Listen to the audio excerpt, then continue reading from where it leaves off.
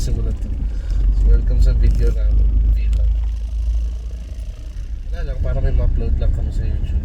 So tonight, we watched The Kingdom by Bossy Vic. Well, it's been a while since we watched any MMFFW. Talaga yun.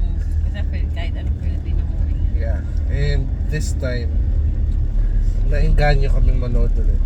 Well, ako, and then sinabi ko kay Mrs. na I really want to watch this with them. Kasi nga, for the first time ulit in a very long time, si Bossing ay nagseryoso ulit sa pelikula. Hindi na siya yung so gusto ko siya makita na seryoso ulit. And grabe, hindi kami nabigo. Intro pa lang, naiyak na ako sa kinaupuan ko. Proud na proud ako sa Pilipinas na hindi naging pero sa reimagining through cinema, parang yan, kung paano mo siya gusto, nabuhay dun sa film. Actually, yun yung reason ba't gusto ko siya mapanood eh. I wanted to see the Philippines unconquered. Yan, isang reimagining ng Pilipinas na hindi na-colonize or na-conquer ng kahit sino, kahit ano.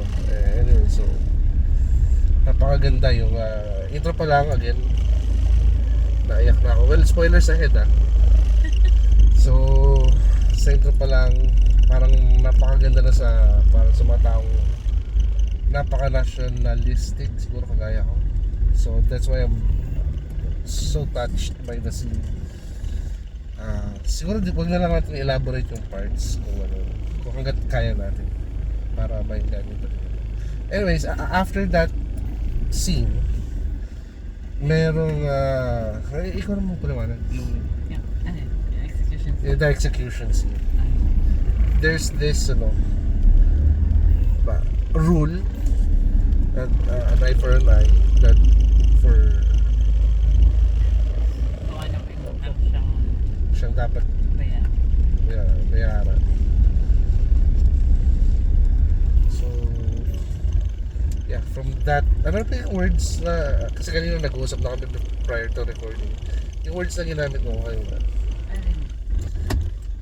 yung kita mo yung yung bigat ng crown kasi siya mismo yung nag-execute. Involved talaga siya. Hindi siya yung magbibigay lang ng order.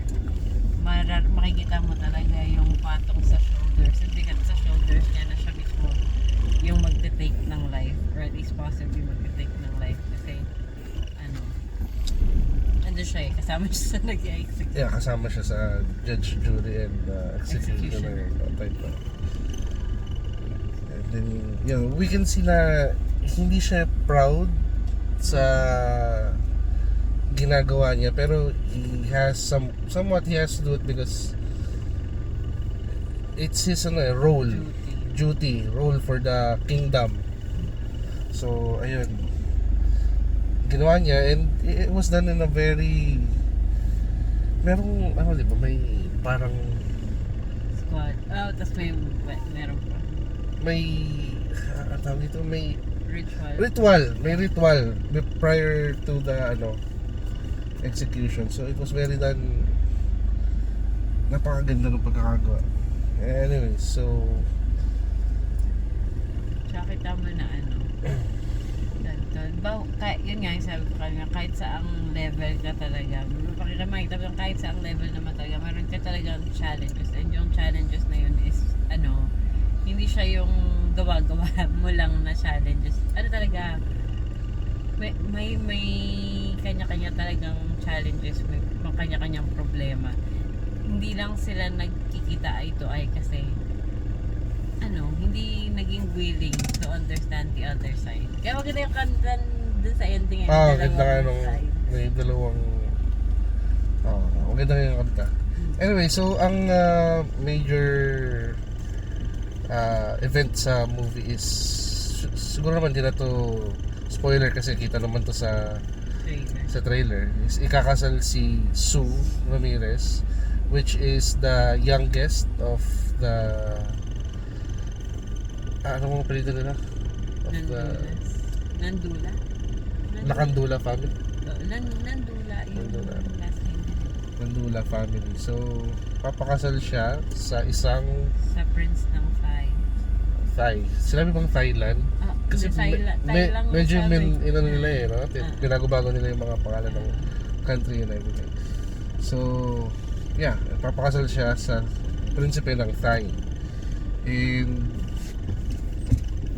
ayun, pinakita doon na ang daming country na nagbabaw before the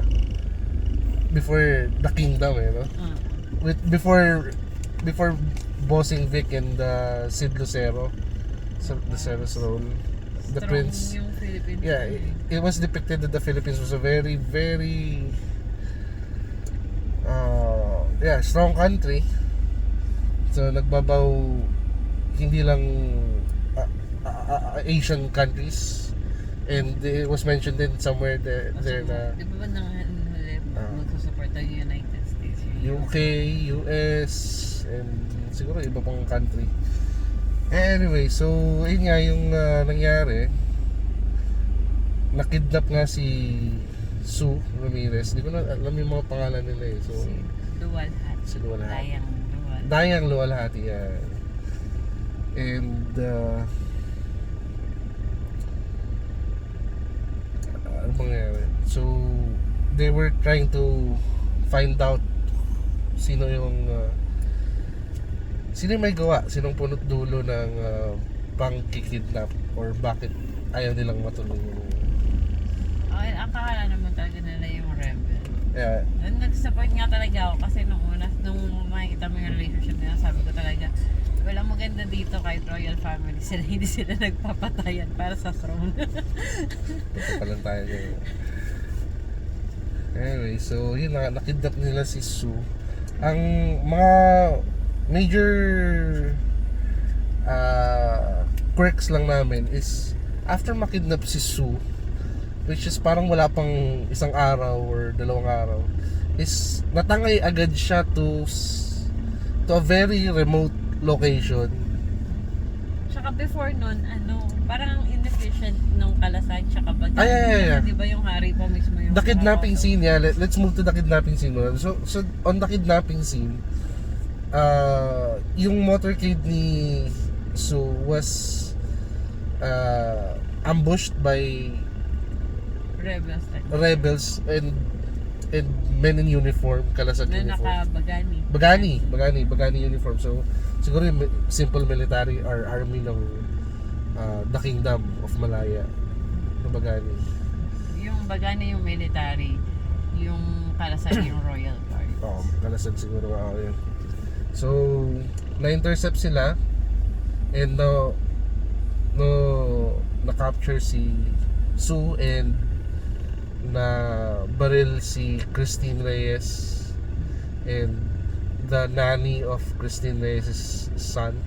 Actually, female action lead niya yung Yung parang yung nanny parang ang galing nitong bodyguard na to. siya pa yung nakapag-take down ng maraming bad guys eh, no? But at the end of the day, nakuha pa rin si Sue. The king and the prince, Vic and Sid, they were already expecting Sue sa church, and then after some time hindi dumating si Sue dahil nga na-kidnap. Ang nakapagtaka is si Vic pa ang nakarealize na siguro nakidnap na yung daughter niya, at siya pa ang pumunta dun sa parang di malaman bakit specific na dun sa tulay na yun. Alam niya na dun sa tulay na yun mangyayari, no? Anyways, so bakit wala man lang Bagani or Royal Guard, Kalasag na tumawag to inform them na hey, a kidnapping is ongoing, or may mali yan or ganyan? Bakit kailangan yung king pa mismo yung makarealize ang makarealize na yun nga, nakidnap yung anak niya.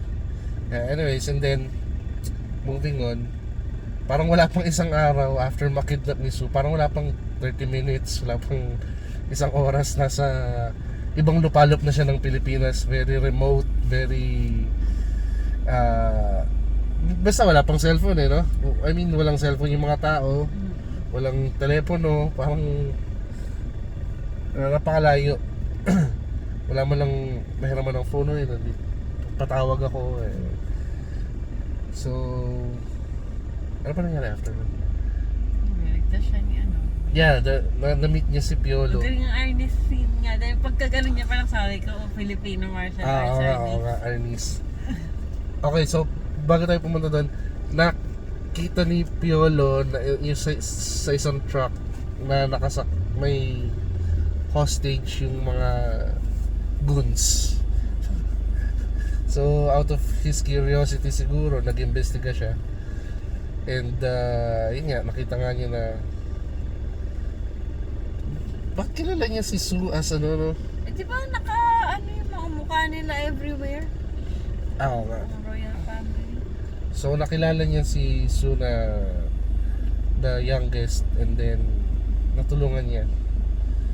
Well, kagaya na sinasabi ko kay Mrs. kanina, prior to that, sana man lang naibalita sa TV, sa radyo na nakidnap si youngest, para man lang may enthusiasm sa paghahanap, konting kick ba na may babaeng nawawala, ganyan. Kaya wala parang coincidence lang na nangyari na uy, may parang doon So hinabol niya yung truck, and then nabawi niya, and then there was this awesome Ernest scene. And siguro nag-train din si Piolo kahit paano, no? Oo. Or kung hindi man, may stand double. So ayun, tinake down niya yung tatlong tao. Again, spoilers. Nabawi niya si Sue, and then there was this long province ano ba?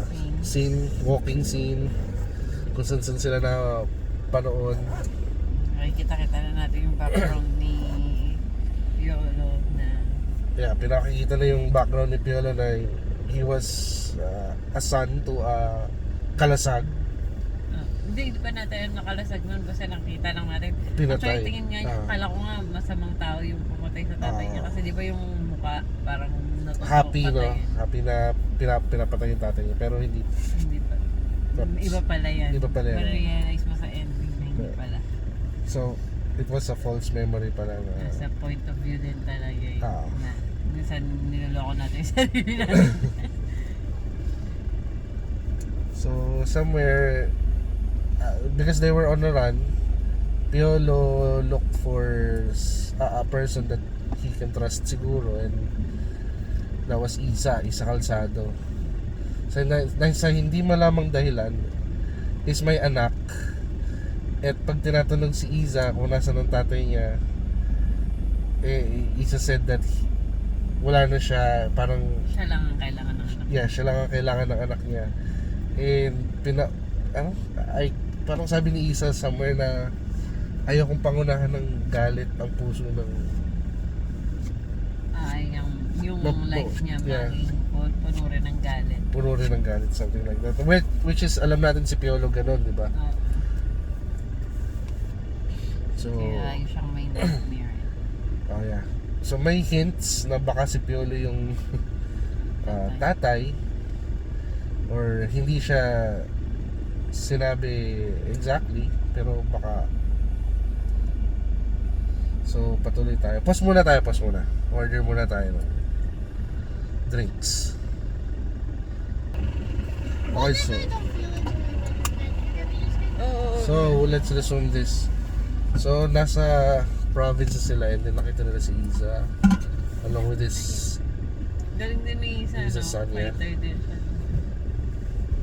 Tinanong siya somewhere ni Piolo if he still, she still a member. Member ka pa rin ba? Parang ganun lang. Pero hindi naman specifically kung member ng ano, di ba? Pero makikita mo naman yung tattoo niya kasi yung sign ng rebels eh. Well, according to Mrs. nakita niya yung tattoo ni what's her name? Iza Calzado. Triangle. Kasi si Piolo, he's tattoo-less eh. He's mark free. Castaway siya eh. Pero, ang ganda, wala sa tinta ng katawan ng tinta. Yeah. Ang Tinta ng puso. naman ng puso parang sa tingin. So, ayun, nagulat sila along the way na may naka-discover sa kanila na nandun sila sa Kilaisa. And then grabe yung dalawa, si Piolo and si Isa, parang na-take down nila yung Oo. Maliban mga sa isa goods. no, yung parang mater. well, may Nabagani pala. may saksak na siya eh, pero sad part ng movie. Pinatakas na sila ni Iza and then sad part happened. Then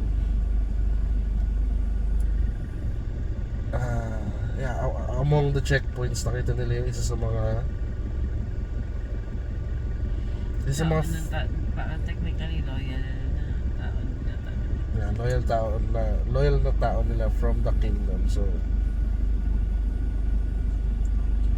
through that nakabalik sila sa kingdom, Palas nila. sa palace. Yeah. Well, again, sana no, I can't stress it so much na sana man lang nabalita sa radyo hindi. Tapos nakita ni Piolo na nakidnap si Sue para man lang may he can't get over that. Kasi parang missed part eh, no? Pero technically, pwede mo rin isipin na gusto lang yun tumulong. Hindi niya alam na princess yung nandun. Pero nakita niyang may tao doon na kinidnap nitong mga guys na to. So gusto lang niya talagang Tumulong. Pero kagaya na sabi mo kanina, ano nakita niya kay... Hindi, ang tinatanong ko kanina, anong nakita niya kay Sue? Bakit nakuha ni Sue yung loob niya para maging loyal? Kasi sa ending, di ba, sabi niya, para at dahil sa'yo, nawala yung galit ko. So, may nakita ba siyang leadership quality, value, virtue kay Sue na worthing yukuan at iserve as a monarch? Diba? Sabi niya mas kailangan daw niya si Sue kaysa kailangan siya ni Sue. Which is what loyal, sa mga napapanood ko, yung mga loyal knights, di ba ganun yun? Kailangan nila yung monarch nila to be their guiding light. Yeah. So, anong nakita niya kay Sue? So just to continue the story, na kabalik na sila sa palace and then nakita ni Bossing Vic na nakabalik na sila and ano pa ba? And Sinubok na yung kasi cover up. Hindi mo naman yung namatay yung oo friend. oo nga pala. Habang wala si Sue, basta balik tayo ng konti, no? Habang nawawala si Sue, binigyan niya ng kapangyarihan si Sid to do whatever he wants just to balik muna tayo onti. Onti pa. Kasi di ba they have the sight Yung babaylan. sight seeker ba yun? Oo, yung babaylan nga. Yung- Ang galing ni Briley, nung sinabi nung babaylan na na si... Sid. Yung prince daw, yung may kasalanan, sabi niya, what if it's the high priestess? Yeah. And she was right. So si Babaylan winarningan si Bossing Vic na it's the prince that's causing the rakos. So parang napaka out of the ordinary naman, and then because of that binigyan ng kapangyarihan ni Bossing Vic si Sid to do whatever he wants just to return Sue, just to have Sue return to the palace. So ang ginawa ni Sid is nakipag-usap sa Leader ng rebellion. leader ng rebellion. Nakakapagtaka kasi nagdala siya ng mga sundalo niya. Kasi mga sundalo niya well, supposedly Parang bagani yung dala niya eh. bagani ba o kalasan? Kasi yung uniform nila bagani, parang ang dala ni Vic Soto, yun yung kalasan. Kalasan, okay. Si Vic yung may dalang kalasan. So may dalang army si Sid nung pumunta siya dun sa kung saan bundok man nagtatago yung leader ng rebellion with tapos ang dala-dala lang ng mga gamit is what? Pistol revolver and ano pa, pagpasok nila sinusurrender nila yung baril. So yung army gagawa nun. Oh, okay, so sabihin na natin, okay, si Sid nakapag-usap sa leader ng rebellion just to find out what they want to have the princess back return. Pero after 10 minutes, 5 minutes, 10 minutes, dumating yung hari naman. Ano pang, I mean, for what purpose na kailangan yung hari nandun din yung prince na anak niya I mean nandun na, di ba? Ba't kailangan pang ilagay yung buhay nung hari in danger? May pa nga pala isa sa mga natuwa ako. Sana kung solid lang talaga sila na nagtutulungan sila. Covered nila lahat ng sites kasi si Matimius yung panganay marunong sa politics, sa optics. Tapos yung prince magaling siya sa yung dinadaan sa ibang way pero nakukuha niya pa rin yung gusto niya, di ba? Napalis niya pa rin yung nagbibuild ng casino. Yung magiging pogo sa Pilipinas. Galing nga, galing. Anyway, so yeah, another sad part of the movie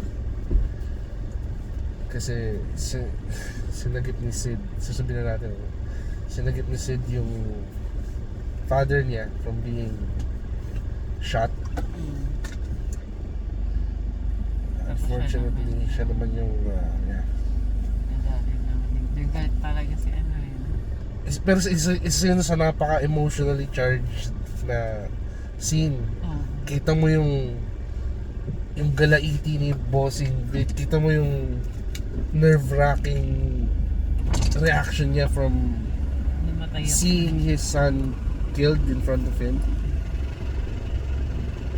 Talagang nakita mo yung yung galit ng royalty. Emotions was wait lang. Anyways, now that the drinks are here, yeah, again, isa sa mga napaka-emotionally charged scene ng movie. Acting ni Bossing Vic was at its finest siguro. No? Kita mo yung panggagalaiti niya. Pero pa rin, he's trying to maintain his composure, no? As a king. Kita mo yung pigil na ano ba? Galit. Kita mo rin and nung isinigaw niya na gawin nyo ito para sa prince. Nakanta kayo yung term ng prince makisam. Hindi awkward talagang ramdam ko na parang kahit ako yung sundalo. Gagaw ka no? Gagaw din ako Hindi, yung script niya is talagang hindi lang to siguro ni research. Talagang pinaghirapan ito at pinalish talaga. Kasi di ba pag nanonood tayo ng ibang Tagalog movies, talagang may mga awkward parts na ay ang lalim ng Tagalog. Gumamit sila ng ganong salita, dito hindi. At saka yung mga delivery ng lines nila, parang everyday na usap talaga. pag-uusap lang From the beginning, the video, the king, I know the actor.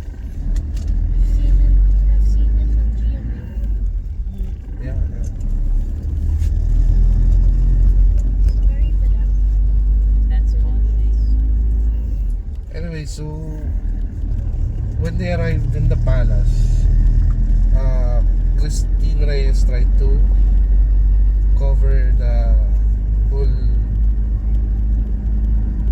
thing up at ipinadakip niya si Piolo, no? Nakilala kaya ni Christine si Piolo? Pero wala naman siya Pero dun sa alam mga niya lang flashbacks kasi na eh. hindi yun under sa kanya eh. So, siguro naisip niya lalabas yung ginawa niya.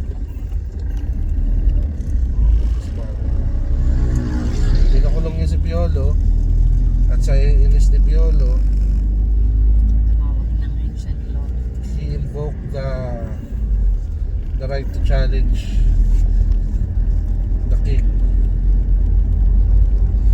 like the first scene in the movie. An eye for an eye, blood for a blood.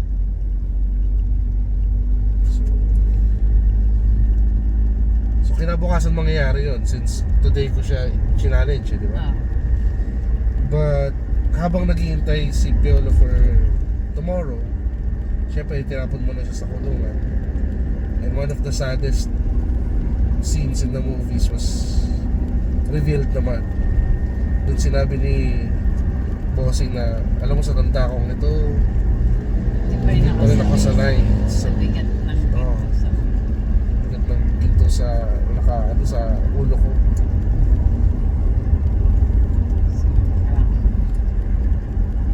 So parang doon pala nakikita mo na in a different way na hindi lang basta-basta magsuot ng crown eh, no? Iba din yung challenges nila. Although sa tingin ng mga tao, ano sila, well off. Royalty, Hindi masarap ang lang. buhay. Hindi na alam na ano, nakakulong din sila doon sa posisyon nila. Yeah. So doon lumabas na ano, although he's the king, the datu ba? Imprisoned din siya, bound by his duties and stuff for the kingdom. Napilitan lang siyang patayin yung hindi lang pala close guard niya, friend pa niya. Yeah, doon din na-reveal. Na in the first place, kaya lang napatawan na kailangang patayin dahil iniligtas siya. Doon yung na-reveal kasi kapatid pala niya, nakakatandang kapatid niya yung napuruhan ng Nasugatan bodyguard niya, which is the tatay of Piolo. dahil tinreten din naman siya na. Yeah. Siguro dahil away pamilya din, ano? Siyempre, as a guard. Tapos as a friend pa. Yun ang, kaya nga sabi ko sana kung hindi yun napatay, efficient yun eh. Ang dedication nun. Para makakilo siya ng ganon, even against the prince. Para protektahan yung ano niya, charge niya.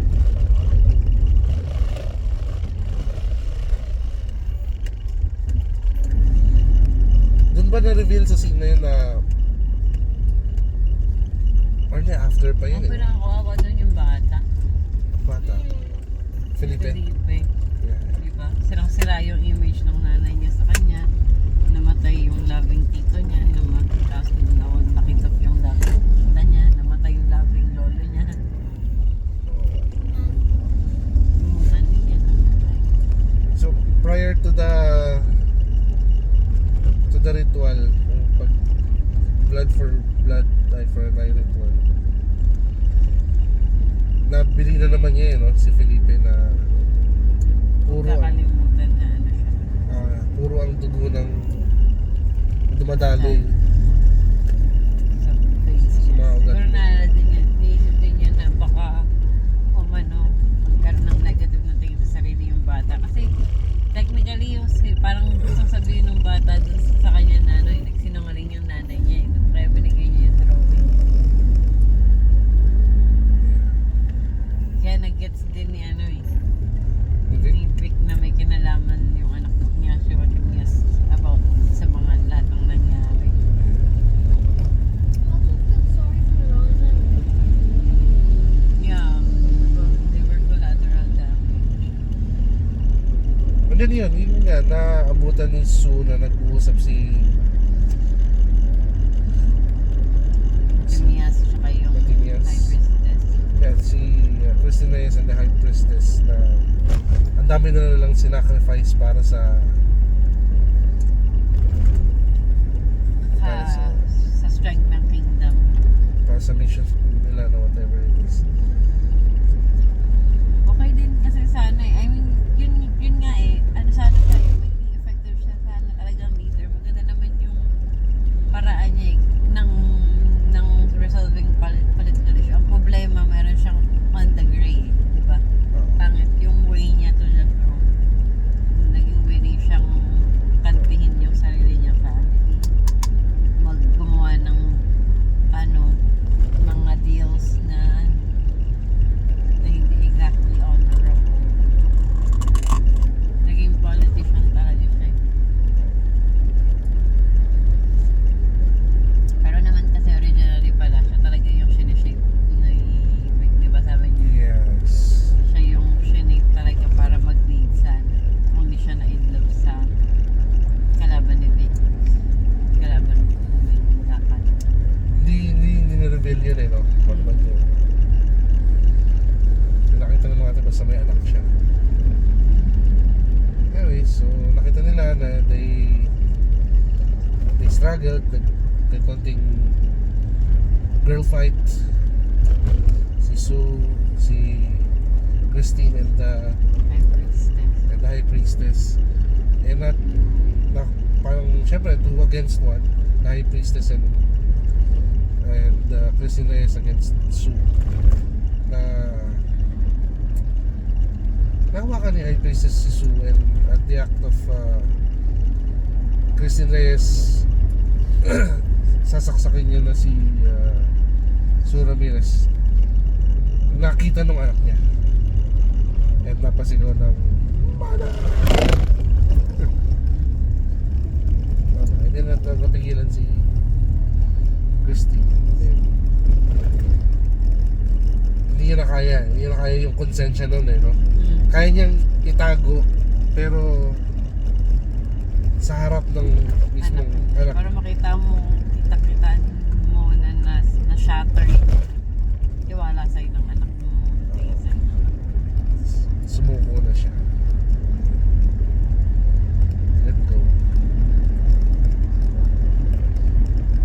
So sa huli, yung hindi interesado sa trono ang nag-take ng throne. Pinalitan yung lakad diwa and inassign si Sue as the next dalakang pili. Queen na yun, no? Hindi na king. Nakan kasi yung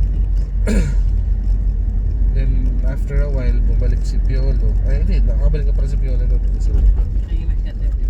siya yung sinabi ni Piolo na mas kailangan niya si Sue.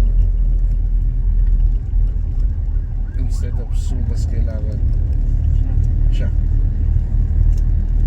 That's it. So, that's about the movie. Pasensya na masyadong mahaba, first time ko. That's about the movie, napakaganda.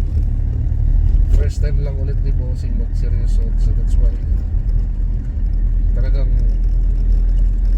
ginusto ko panoorin. Ganda nung na-build sana nilang universe. No? Hey, Kaya teka, lang kagad nila yung characters nila. After credit scene, Oh, the same guy who found them brought a spoon to Christine Reyes, gold spoon and a gold spoon and gold fork treatment siya sa kulungan. while she's in prison. So, sa hindi malamang dahilan siguro, or kung anong pakitain ba yun, pinapakita nila. So, may special treatment sa loob ng kulungan, and si Christine is parang nag-iisip and satisfied na nakakulong siya doon. Huh? So, yun ang tinutay sa akin ng mukha niya. Anyway, so doon na natapos. So ito kami ngayon naghahanap ng makakain kasi gutom na kami. Mahaba ba yung movie? 2 hours ba yun? Tapos mo. So satisfied kami. Well, may mga quirks. Sana address. Kahit yung fast forward yung fight scene. Yung katulad ng ginagawa nila sa sa mga sword scenes minsan naman. Hindi natin nabanggit yun. So naglaban sila. Ano ba naman yan? Ang dami natin na-skip. We just go. Well, actually, yung part ng yung kinonfront niya si Christine. Tapos nalaman natin na ang reason lang naman Christine talaga is gusto lang niyang makita siya ulit ng daddy niya. Like before. Angel's Pizza? You know, But Angel's Pizza? Anyway, so yun nga. Can we get the shrimp pizza? So I can remove the shrimp. And then after nun, nagkaroon ng duel between Piolo and The Lola and the Savior. the Lolo and the Savior. And syempre, dahil matanda na si Vic. Who's welcoming to the death. He welcomes death na. And the night before, Binili niya. ibinili na si Sue kay Piolo. Balik tayo. Order lang ako para ako ginagawa na habang Ah. Okay, so now we have food. I ordered food. And now we're recording again. Bakit ako lang ang kita? Pakita ka din eh.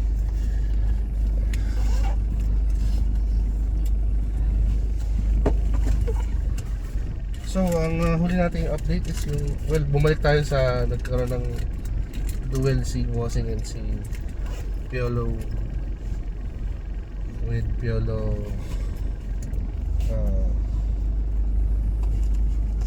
successful in killing Wasing. Anyways, so nabanggit na rin natin yung si Christine na nakakulong and dinabutan ng golden spoon and fork and kabiertos ng family servant. Okay. So, that's about the movie. Again, maganda. First time after some time na nagseryoso si Bossing Vic. Nakakita tayo ng glimpse ng Pilipinas na hindi na-conquer or na-colonize ng ibang bansa. Kasi mga sinasamba pa natin mga no? Batal. Bathala, mga anito. Hindi diba? naman. Oo, diba? Kaya nga hindi niya pwedeng tanggihan yung challenge kasi yan law, siya. Law siya ni Bathala. Bound by Bathala siya.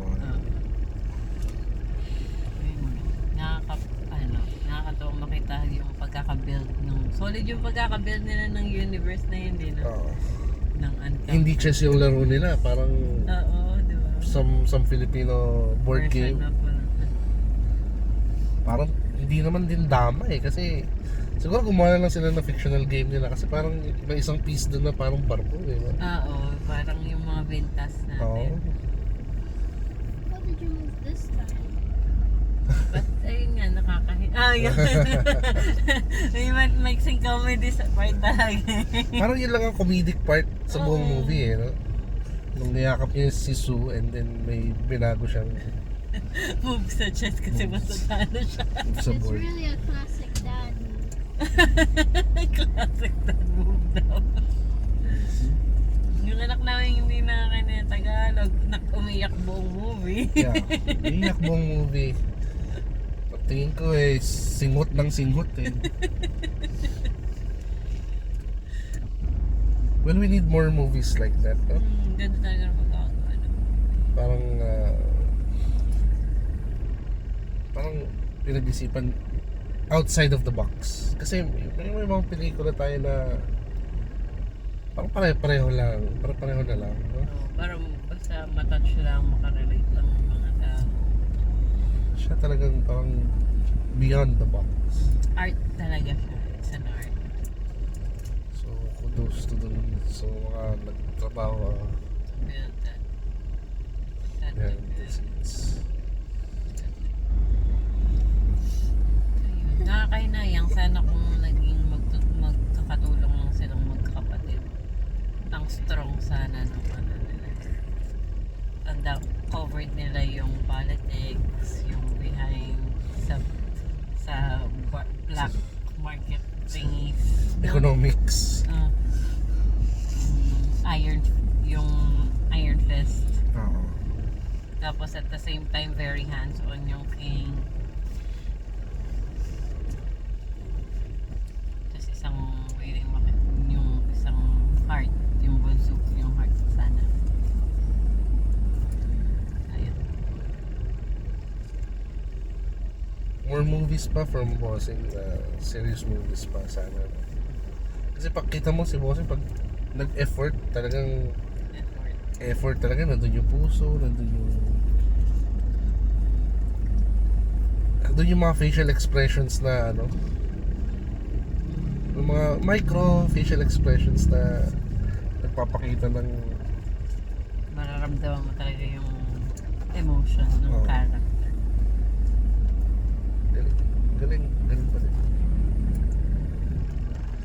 Saka grabe yung script, grabe talaga yung grabe yung script yun, di ba yung mga sinasabi nila, Ah, kasi iba pa yung story sa script, tsaka yung delivery nila. delivery. Parang araw-araw silang ganun nagsasalita.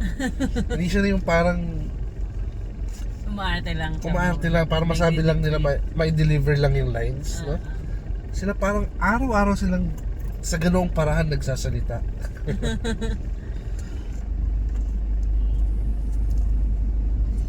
Nadala ka talaga nila dun sa world nila.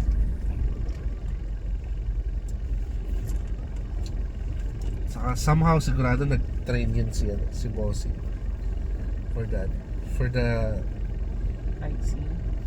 fight scene. Ano may tawag dun eh. Hindi lang earnest eh, parang yung knife. Oh, yung curved knife. Oh, Sa Pilipinas sa din Pilipinas yun din yun eh, di ba? Tsaka yung espada ng mga dato dati. Yeah, Nakaway-way. yung talaga pag nasaksak ka eh, hindi ka talaga bubuhayin. Parang na-bread na yun. Ang ganda pa. Mula sa golden gun ni Bossing. Totoo kaya ang baril yun, ano?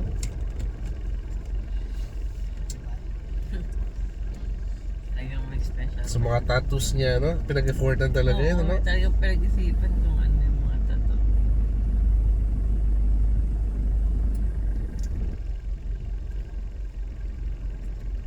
Ganda.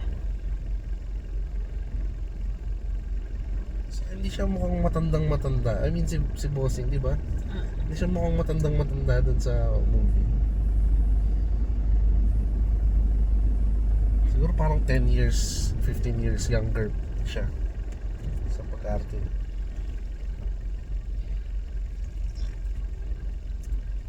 Ngayon siguro panoorin ulit. Kung di lang nakakaiyak, nakakaiyak.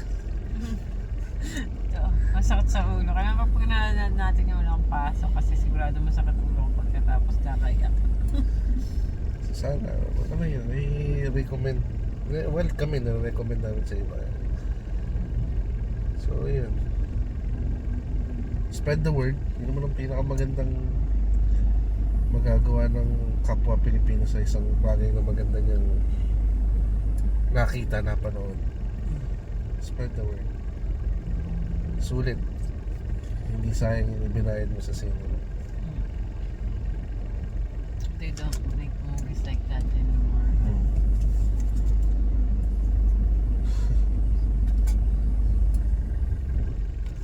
So, yeah. See you next movie ulit. Pang YouTube entry. Brian April and Brian. Mm-hmm. see you soon. Bye.